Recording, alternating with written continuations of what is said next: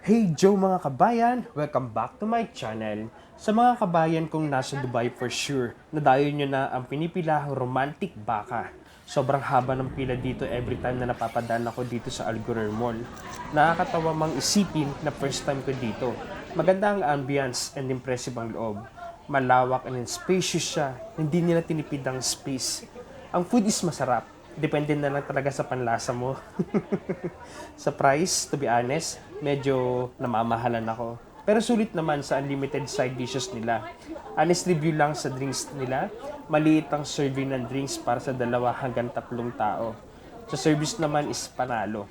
Sobrang ang babait ng mga staff nila. Parang mayat maya is may lumalapit na staff para lang tanungin kung everything is okay, may kailangan pa ba kami, or masarap po ba ang foods namin. And then to be honest, babalik ako kapag may sponsor na ulit. Hanggang dito na lang. God bless. Bye-bye!